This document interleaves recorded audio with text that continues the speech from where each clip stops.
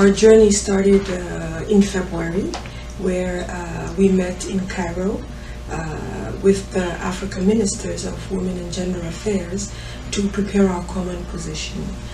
We debated in length all the issues pertinent to the CSW, and our ministers agreed on a position.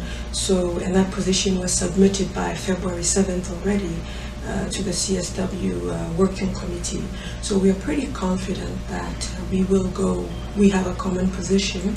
And further to that, in a few days as well, we will meet with ministers again to go over what we discussed in Cairo, just to represent it to everybody, and it will be defended by our ministers as a quorum. So we think the Africa position is in very good hands. Social protection is a very important component of the CSW. This morning during the opening ceremony, all of the keynote speakers spoke about what difference it makes in the life of a woman or a girl accessing basic social services, having access to health care, having access to facilities in schools, etc. And this was again debated in Cairo with our ministers. As a department, as a Directorate of Women, Gender and Development, we recently launched the first continental strategy on gender equality and women's empowerment. And one of the components of that is what we call a pillar, is what we call respect, dignity, and protection. And that social protection is an important component of it. So our role as a directorate is really to promote policies, the definition of policies for social protection, but also where it exists to move forward with implementation.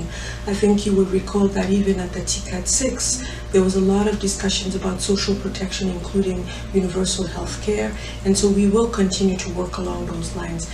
The Department of Social Affairs has the mandate for social protection, and they're part of the African Union delegation for this CSW. So working hand in hand collectively, I'm very confident that initiatives regarding social protection will gain greater amplification. Vulnerability really requires greater social protection. Our theme of the year is on refugees and IDPs, and for March 8th, International Women's Day, we created a strong link between the theme and that of CSW. And in his message, His Excellency Musa Faki Mahawa, the chairperson of the African Union Commission, stressed that our member states are stakeholders, while acknowledging and congratulating and commending everybody for the work done.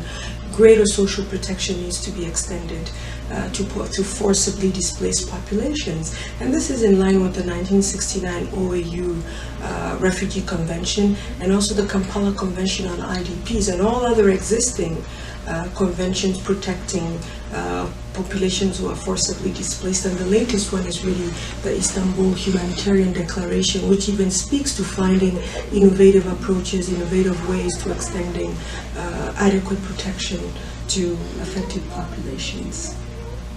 Initiatives are being implemented. Every year we get reports, be it at continental level, but at member state level. There is progress, but we still need to do more. Social protection coverage needs to improve it on our continent, be it in times of peace, but also for conflict-affected populations. And as Directorate, working with the Commission, working with the REX regional economic communities, our member states, working with civil society organizations, and all of our partners, will continue to advocate, will continue to mobilize resources, and will continue to mobilize attention for greater social protection for women and girls across the continent. Thank you for inviting me, and we look forward to a very successful CSW 63. Thank you.